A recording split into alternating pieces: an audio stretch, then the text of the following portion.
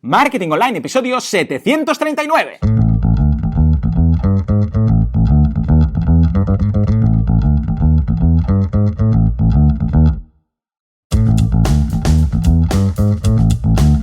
Muy buenos días a todo el mundo y bienvenidos un día más, una jornada más, un viernes, por fin es viernes, a Marketing Online, el programa, el podcast en el que hablamos de todos esos conceptos, técnicas, estrategias y noticias del marketing digital, del marketing en internet, del marketing 2.0, del inbound marketing, del marketing de redes, del marketing de da igual. Vosotros ya sabéis de qué hablo de marketing online. Hoy podcast 739 del viernes 10 de marzo del 2017, programa que vamos a dedicar a todos los youtubers. No había aún dedicado ningún programa a los youtubers. ¿Cómo puede ser? A todos, en general, todos los que habéis subido vídeos en algún momento y los que lo hacéis de forma continua, porque es un trabajazo. Esto de hacer vídeos es de locos, no solamente hacerlos, sino después subirlos, moderar comentarios, estar ahí, es mirar las métricas, es de locos.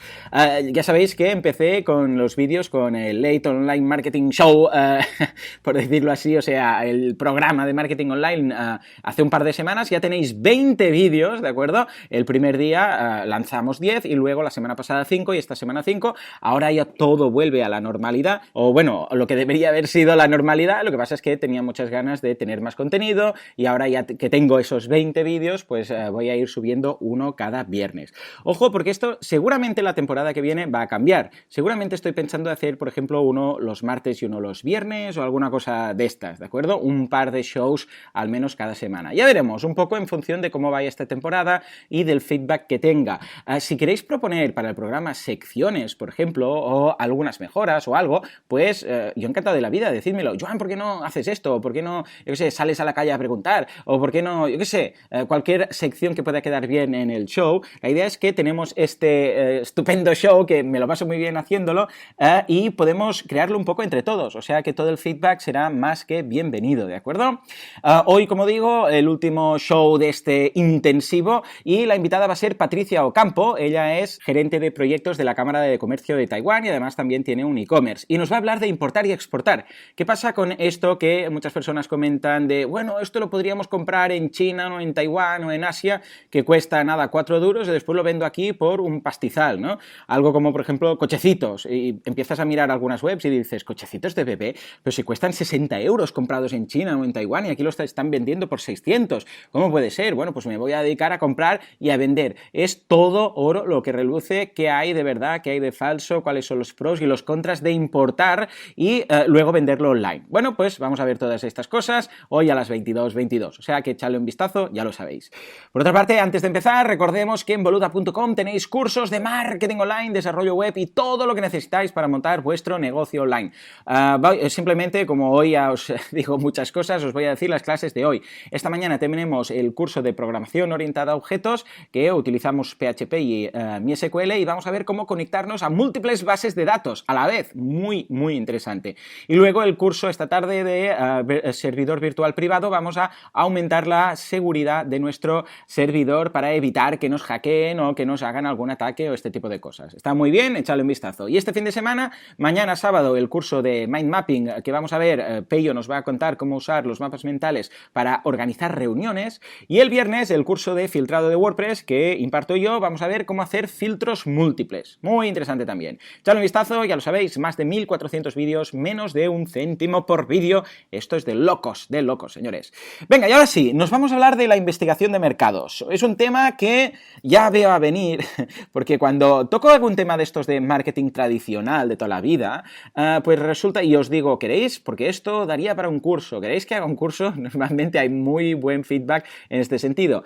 O sea que seguramente hoy va a pasar lo mismo, porque vamos a hablar de la investigación de mercados, que es algo, como digo, del marketing tradicional, que no daría para un curso, daría, madre mía, daría para una carrera. Un posgrado, un doctorado, porque es todo un mundo, ¿no? Pero vamos a ver lo básico, vamos a ver una introducción a la investigación de mercados que podéis hacer para poner un poco de orden a las ideas de lo que más o menos os podéis pensar que es, y a partir de aquí, si queréis que haga un curso entero de investigación de mercados con sus 10 clases, etcétera, etcétera, ejemplos, descargables para que lo hagáis y tal, pues me lo comentáis, y si hay buen feedback, entonces pues lo prepararía, ¿de acuerdo? No estaría para el próximo ciclo, porque aún estoy preparando el curso de dedicar ya seas el consultor y el curso de contabilidad que me habéis pedido y tal, con lo que seguramente sería para el otro, ¿eh? Pero yo lo propongo.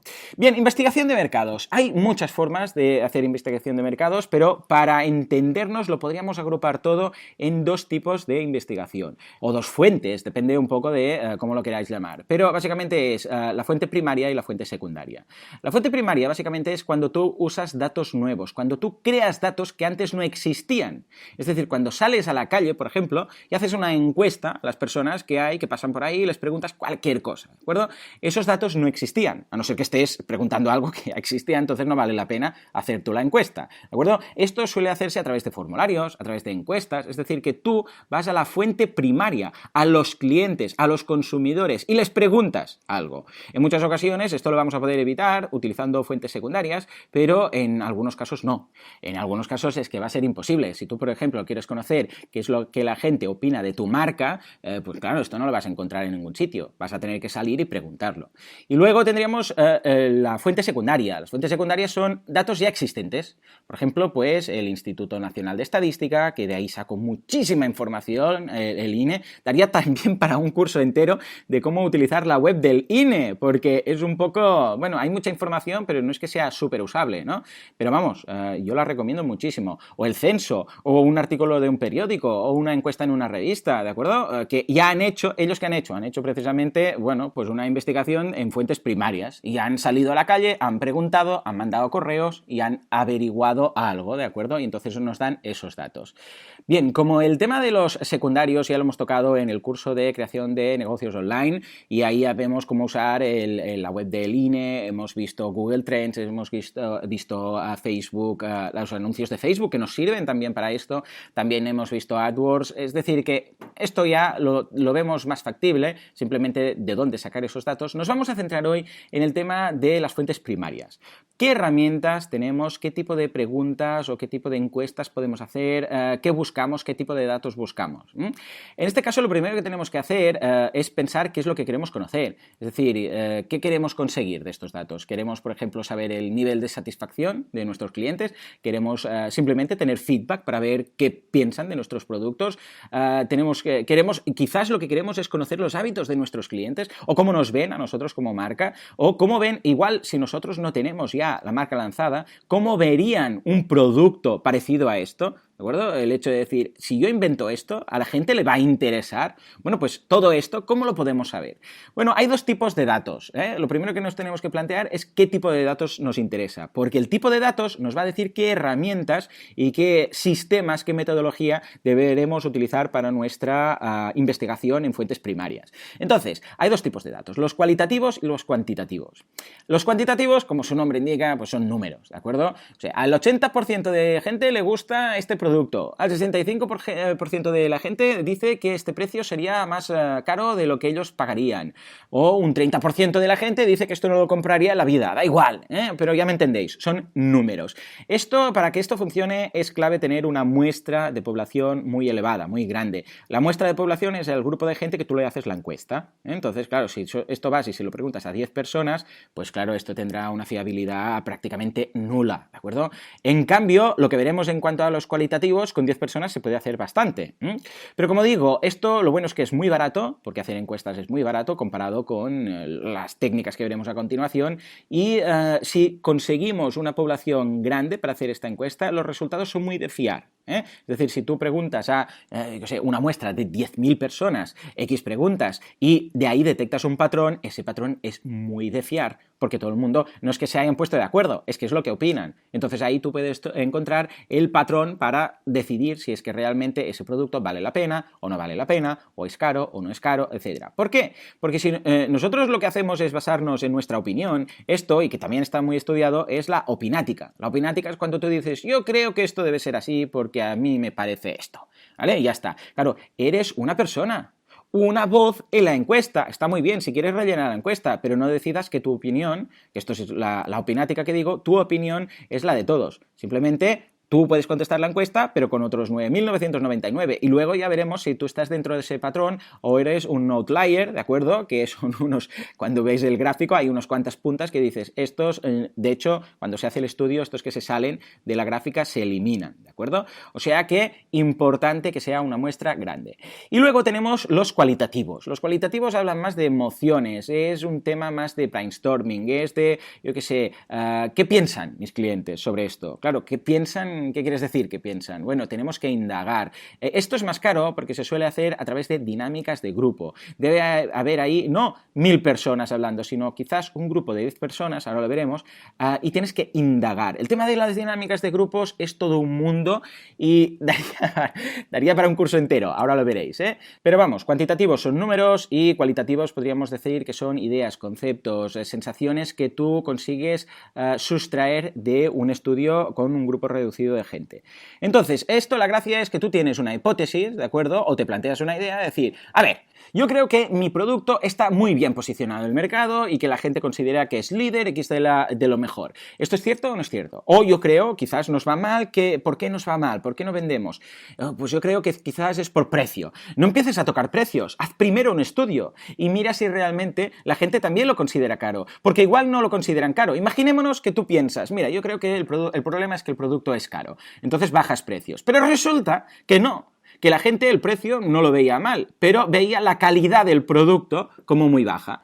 Claro, tú bajas los precios pensando que eso era el problema y después resulta que caen las ventas en picado. ¿Por qué? Porque tienes un producto malo y además de un precio muy bajo que aún transmite más nivel de calidad bajo. Entonces, claro, dices, ¿cómo puede ser? Pero si yo pensaba que era esto. Es que no era esto. Esto es lo que tú te pensabas. Esto era tu opinática. Entonces, tenemos que confirmar estas hipótesis. Porque igual, lo que decíamos, no era el precio, era la calidad. O quizás era la página web que no transmitía suficiente confianza. Entonces, lo que tenemos que hacer, como digo, es confirmar esas hipótesis. Entonces, lo primero que tenemos que hacer es formularnos las preguntas que queremos resolver. Por ejemplo, ¿cómo nos ven? Yo quiero saber cómo nos ven las visitas que vienen, por ejemplo, a la página web o nuestros clientes. ¿Cómo nos ven? ¿Nos ven bien? ¿Nos ven baratos? ¿Nos ven caros? ¿Nos ven de lujo? ¿Nos ven profesionales? ¿Nos ven chapuceros? ¿Cómo nos ven? ¿Cómo ven? También, muy importante, a la competencia. Podríamos nombrarles varias páginas web y decir, ¿y estos cómo los ves? ¿Y estos otros? Para ver nosotros dónde estamos en este posicionamiento de producto o de marca. Esto también os puede servir mucho para tomar decisiones. Imaginémonos que vais a hacer unos anuncios, ¿vale? Unos anuncios en Facebook, en la tele, en la radio, en la prensa o en AdWords. Da igual, cualquier anuncio. Claro, cuando empezáis a redactar el anuncio, y esto lo vemos en el curso de AdWords, es, vale, ¿ahora qué pongo yo aquí? ¿Qué imagen pongo? ¿Qué texto pongo? ¿Qué copy pongo? O cuando vais a hacer, por ejemplo, un newsletter. Vais a hacer un newsletter diciendo, voy a lanzar esto. Imaginémonos que si escuchasteis ayer el programa de Membership Sites que hacemos el prelanzamiento, ¿no? Imaginémonos que hacéis el lanzamiento, que veremos la semana que viene. Entonces, ahí, ¿cuáles deberían ser vuestros, lo que a los americanos llaman los product selling points? Es decir, esos puntos que van a ayudar a vender ese producto, ¿de acuerdo? O unique selling points, o unique selling propositions, da igual. Pero, ¿qué es lo que deberías destacar? ¿Deberías destacar el precio? Porque resulta que te ven como un precio muy bueno, muy asequible. ¿O deberías destacar la calidad? ¿O deberías destacar... Lo que no puedes hacer es destacarlo todo. Y decir, sí, somos los mejores y además los más buenos y los más baratos y los más no sé qué y los más no sé cuántos. Porque al final parecerá esto que seas un vendedor de teletienda. No, tú debes especificar y debes poner el dedo en la llaga, para entendernos, a eso que la gente valora. Pero el problema, ¿cuál es? Que si no sabes lo que la gente valora, vas a estar dando palos de ciego. Claro, ¿por qué creéis que se habla de la optimización de campañas en AdWords? O en Facebook, o en cualquier plataforma de publicidad. Básicamente quiere decir, bueno, como no sé exactamente qué es lo que más va a vender, lo que voy a hacer es variaciones de anuncios. Voy a poner uno diciendo que el precio es muy bueno, el otro que la calidad es estupenda, el otro voy a hablar de no sé qué, de no sé cuántos. Entonces ves el que más funciona. Entonces, ay, mira, el que digo que el precio es muy bueno, pues va fantásticamente bien. Pero pues resulta, ojo, que vuestro precio debe ser bueno, porque si no es así, entonces apaga y vámonos. Entonces, para estas cosas funciona muy bien, por ejemplo, en AdWords, colocar el precio. ¿Por qué? Porque si entonces la gente hace clic, como ya ha leído el precio, es que de alguna forma ya lo está aceptando. Si ve que eso va a costar 10, 15 o 20 y hace clic en el anuncio de todas formas, de una forma tácita ya está diciendo, bueno, pues sí, puedo llegar a pagar 10, 15, 20, a ver qué propuesta de valor me están haciendo. Si se pone ahí, no sé, 80, mucha gente dirá, 80, no hago ni clic. Pues ese sería el tema, ¿no? Entonces, los Product Selling Points o los Unique Selling Points o los Unique Selling Propositions vienen a ser esos puntos clave que tú deberías mencionar en los anuncios, en la publicidad, en tu página web, en las landings que puedas crear. En definitiva, tu estrategia de comunicación debe basarse en eso. Pero lo primero que tenemos que saber es cuáles son esos puntos clave que la gente valora. ¿Y qué tipo de gente estamos hablando? ¿De dónde los sacamos? Bueno, pueden ser, por ejemplo, clientes, porque les podéis hacer, si por ejemplo ya habéis empezado y ya tenéis una base de clientes, podéis hacerles una encuesta y decirles, mira, vamos a hacer una encuesta para mejorar. ¿Qué os gusta esto? ¿Qué os gusta lo otro? Ojo, estas encuestas, por favor, que no sean un tercer grado, lo que digo siempre, porque la gente al final no va a responder nada, que sean encuestas ligeras, que no sean todas de preguntas abiertas, porque la gente, hacerte unos cuantos clics en unos checkboxes, vale, pero empezar a redactar el Quijote te van a decir que no, ¿de acuerdo? Entonces puedes preguntar, como digo, a tus clientes, pero si no, también puedes preguntar, ¿por qué no? Por ejemplo, a tus ex clientes, que puede estar muy bien, porque igual tenéis un histórico de ex clientes, que ahora ya no lo son, pero que en su momento se interesaron por el producto. Ahí podéis sacar información muy interesante sobre por qué ya no son clientes vuestros.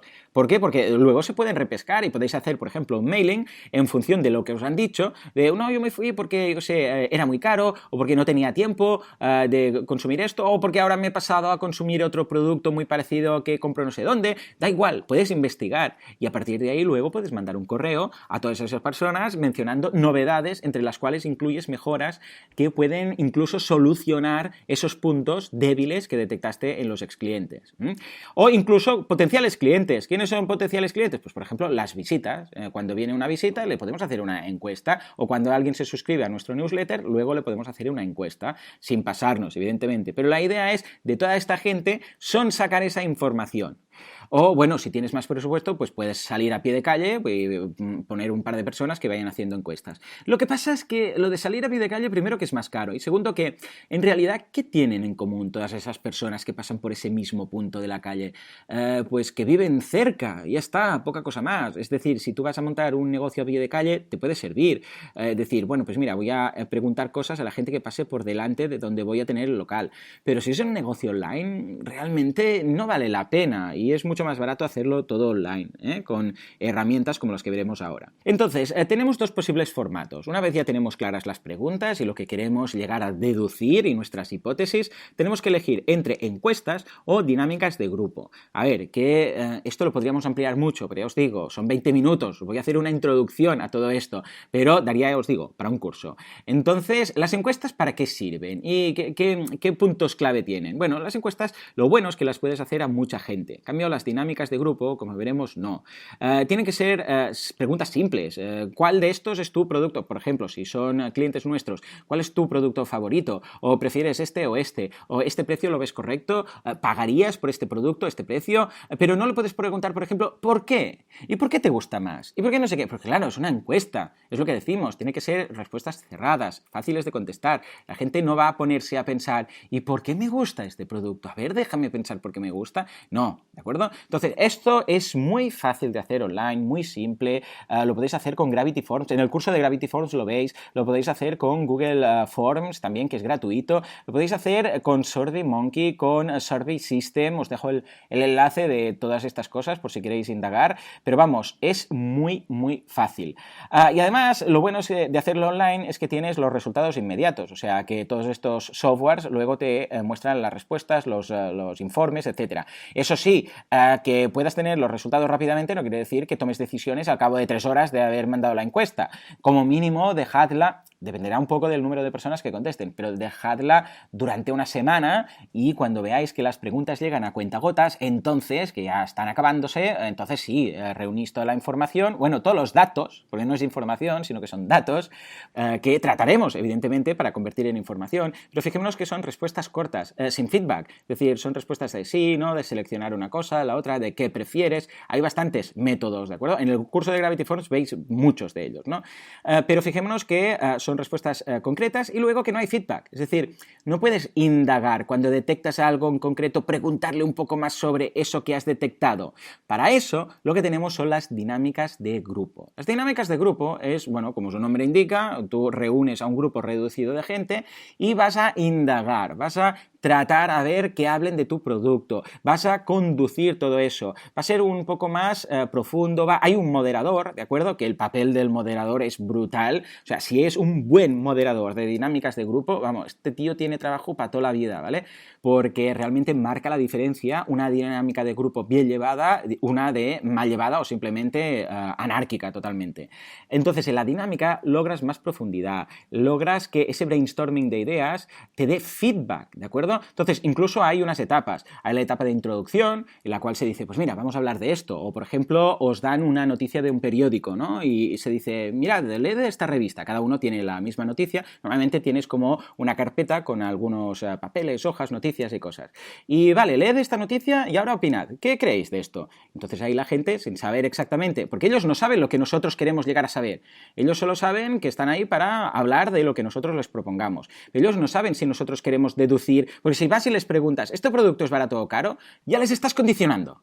En cambio, si les das un artículo o un catálogo y decir, bueno, hablad sobre este catálogo, ¿no? Ellos, pues bueno, irán hablando, al principio, ya os digo, el moderador es clave porque tiene que romper el hielo. Normalmente, esto, bueno, es todo un mundillo, ¿eh? Pero después de estas fases son introducción, después hay el tema de romper el hielo para que la gente se suelte un poco, hay las preguntas de calentamiento que normalmente hay algunos que son muy cracks con esto, que dice que las preguntas de calentamiento no sirven para nada. Es decir, después ni las miran, las tiran y no hacen nada con ellas. ¿Por qué? Porque hay un momento luego que hay las preguntas clave. Pero esas preguntas clave no se hacen al principio. Se hacen una vez la gente ya está más suelta. En el momento en el cual ya hay incluso una cierta discusión. De hecho, tengo un profesor que hace este tipo de cosas, es muy crack, y lo que hace es que durante el momento de pausa, porque se hace una pausa y se da un poco de agua y unas pastas y algo para comer a esta gente, porque esto suele durar bastantes horas, los pone en contra. Entonces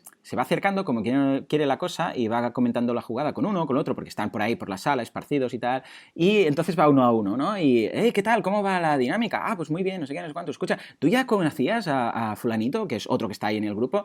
Pues no lo conocía. ¿Por qué? No, porque... No sé, como, ¿no has visto las caras que ponía cuando hablabas tú? Así como que, igual no os lleváis bien o algo. Y el otro, no lo conocía. No sé, es que cuando hablabas tú, pues ponía así caras como de este se lo está inventando, o de incredulidad y tal, ¿no?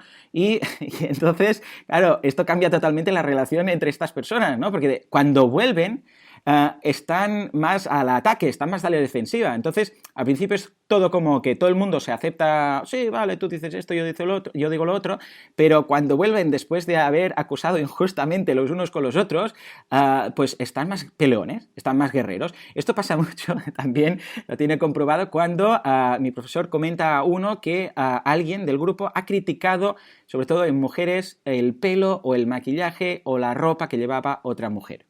Yo no me atrevería a hacer esto nunca, ¿no? Pero a veces lo hace. Sí, porque ha dicho que tal y no sé qué. Y entonces, claro, se sienten muy dolidas. Y cuando regresan, van al ataque, ¿vale? Y ahí es donde realmente salen las opiniones y sale lo que cada uno opina. Es muy interesante, ¿eh? Vamos, hay mucha metodología detrás de todo esto. Ojo, os digo algo, cuando acaba la dinámica, mi profesor va y lo explica, ¿eh? Y dice, escucha, esto durante la pausa he hecho esto, es todo mentira, en realidad nadie ha criticado a nadie, pero lo que hace es esto. Tiene él como, 10 o 12 acusaciones de estas típicas que funcionan y cuando los ve los roles de cada uno en la primera parte, en la segunda parte, pues lo introduce, ¿no? Y va diciendo, pues mira, este me ha dicho qué tal, o este no sé qué, o has visto que todo el rato te miraba el escote y no sé, esto lo hace, ¿eh? Entonces, para que la gente, pues saque sus instintos en este sentido. Esto se hace sobre todo porque el objetivo está en que la gente olvide que está en una dinámica de grupo. Claro, esto va a durar 3, 4, 5 horas. Esto no es un curso entero, que la gente se va ganando la confianza los unos a los otros, se van soltando y al cabo de unos meses, pues cada uno vemos cómo es realmente, sino que es una tarde o es una mañana. Entonces, claro, esto se tiene que acelerar el proceso. ¿Y cómo se acelera este proceso? Es decir, olvidaros que estáis en una dinámica de grupo, olvidaros que hay aquí una persona apuntando lo que decís, olvidaros de todo esto. ¿Cómo se hace? Pues jugando con estas técnicas, ¿no? Para que esa persona no esté pensando, a ver qué voy a decir porque estoy en una dinámica de grupo, sino que esté pensando, ¿y por qué ha criticado mi pelo? ¿Y es verdad que me mira el escote? O este es el que dice que pone cara de incrédulo y que no se cree lo que yo digo, no sé qué. Claro, entonces están pensando más en esas cosas y es cuando desconectan. Es muy interesante, ya os digo. Bueno, finalmente hay esta segunda parte con la discusión más caliente y finalmente hay lo que llaman el wrap-up, que es la conclusión, etcétera, donde él explica, eso sobre todo es importante, explica lo que ha hecho durante la pausa y que nada de eso era cierto. Muy bien, y de ahí se sacan conclusiones interesantísimas. Es un caso muy conocido por todas las escuelas de negocios que lo ponen y están muchos libros, es el caso de Nescafé, que la casa Nescafé no vendía nada de Nescafé soluble en Italia. Y gracias a este tipo de investigaciones se dieron cuenta, lo que hacían era mostrar una foto, porque es lo que os decía, a veces te dan un catálogo, a veces un artículo de una noticia, de un periódico, a veces una foto, ¿no? Y había dos dinámicas de grupo muy interesantes, dos grupos, y después se repitió el mismo experimento al cabo de unos meses girando las fotos. La foto era la misma, era una mujer que hacía las compras, estaba en un supermercado y tenía todo de cosas en el carrito. Y en una había el botecito de Nescafé, de café soluble, y en el otro no. Bueno, pues se detectó que el resto de cosas era toda igual, ¿eh? Se quitó con Photoshop o se añadió con Photoshop, no sé cómo lo hicieron, pero el caso es que el resto era igual. Y los que miraban la fotografía con la mujer con el café soluble decían que era una mujer que se despreocupaba de las tareas de la casa, que hacía las cosas mal, que iba deprisa y corriendo y tal. Y, ojo, la misma foto, ¿eh? Y el otro grupo no, decía que no. Bueno, era una señora haciendo la compra, ella iba vestida con traje, entonces parecía, unos decían que era una ejecutiva, que seguramente estaba haciendo la compra y muy buena madre y todo lo que quieras, y los otros, en cambio, les decían que lo veían como negativo. No, porque claro, seguramente no tiene tiempo para ir a comprar y después ir al trabajo y no tiene tiempo para hacerlo todo bien, entonces tal. Y esto mismo se hizo el mismo experimento con los dos mismos grupos al cabo de unos meses, girando las fotos, y las conclusiones fueron las mismas. Se ve que por la cultura en Italia el tema del soluble está mal visto, ¿de acuerdo? Entonces tuvieron que hacer una campaña ahí. ¿Por qué? Porque ahí el café es el café y se tiene que hacer bien y se tiene que tomar, es casi como la ceremonia del té, por decirlo así, en Oriente. Estoy exagerando, pero bueno, fijaros, simplemente por el hecho, claro, si tú preguntas directamente en la dinámica, ¿qué te parece el Nescafé soluble? Te dirán, pues vale, pues lo veo bien, pero si te lo camuflan y es tu inconsciente que detectando eso decides que esa persona pues es una buena ama de casa o una mala ama de casa, pues entonces te están dando mucha más información, ¿de acuerdo? En fin, a partir de aquí, ostras, se me ha hecho tardísimo, es que este tema es apasionante, pero vamos, líquido rápido. Tenemos que hacer el análisis de estos datos. De hecho, lo que tenemos que hacer con estos datos, porque ya os digo, la diferencia entre datos e información es que la información son los datos procesados. Estos son datos, pero no nos dan información. Nosotros tenemos que leerlos, tenemos que entenderlos y entonces transformarlos en información. Entonces tenemos que preguntarnos, ¿qué detecto aquí? ¿Qué funciona? ¿Qué no funciona? ¿Este producto causa esta sensación a la gente? ¿Este feeling? ¿Transmite buen rollo? ¿Transmite lujo? ¿Qué es lo que transmite? Pero sin preguntarles eso, que es lo difícil, ya os digo, en las dinámicas. Entonces es cuando podemos detectar, por ejemplo, que quizás nuestras campañas no estaban enfocadas en ese sentido. Nosotros hablando de precio y resulta que, en el Nescafé, por ejemplo, nosotros hablando del precio y de la comodidad y resulta que la gente estaba pensando que el Nescafé es como, vamos, una traición a los maestros cafeteros, para entender algo, ¿no? Claro, entonces, ¿cómo lo hacemos? ¿Cómo cambiamos la perspectiva? ¿Cómo cambiamos el posicionamiento de marca de este producto que ahora la gente lo liga a algo negativo? Tiene una connotación negativa. ¿Cómo lo solucionamos todo esto? Y finalmente, tomar acción. Es decir, ¿y ahora qué hacemos? Vale, pues en función de estos datos que hemos transformado en información, hemos llegado a conclusiones, hemos confirmado o no nuestra hipótesis inicial, es decir, pues sí que era precio, pues no era precio, pues era esto, era lo otro. Por eso imaginaros lo importante que es esta dinámica de grupo, sobre todo cuando está muy bien llevada. Yo me lo paso bomba yendo a dinámicas de grupo, además porque hay algunas empresas que lo hacen muy bien y lo hacen, entonces puedes estar en una cámara, como la policía, ¿sabéis? En las series que están en una cámara aparte y ahí hay un cristal y puedes ver cómo hacen el tema. Algunos simplemente lo filman, pero los que están en directo es muy divertido. Bueno, pues a partir de ahí, ¿qué acciones tomar? Decir, vale, ahora que lo sé, voy a establecer una estrategia y un plan de acción en función de esta información que he sacado, de estos datos, de las encuestas y de las dinámicas de grupo. ¿Se entiende la idea? Esto es muy apasionante, ¿eh? Quien quiera dedicarse a esto, no hay tantas empresas que hagan estas cosas, y de una forma bien hecha y con buenos moderadores de estas cosas, da mucho de sí. O sea, sería una idea de negocio, pero esto ya lo trataríamos un martes, Señores, pues hasta aquí el programa de hoy. Espero que os os haya sido de interés. A mí me apasionan estas cosas, o sea que si queréis un curso me lo podéis comentar. Como siempre, muchísimas gracias por todo, por vuestras valoraciones de 5 estrellas en iTunes, por vuestros me gusta y comentarios en iVoox. Muchas gracias por suscribiros a los cursos y por estar ahí al otro lado, porque sin vosotros esto no sería lo que es, esto simplemente no sería. Señores, nos vemos esta noche a las 22:22 con Patricia Ocampo, hablando de importar y exportar para vender online. Y si no, pues nada, ya sabéis lo que toca, es viernes, con lo que descansar, relajaros, recargar pilas, porque nos vemos el lunes, con más y con mejor. ¿Por qué? Porque son vuestras preguntas las protagonistas de la jornada. Hasta entonces, muy buen fin de semana.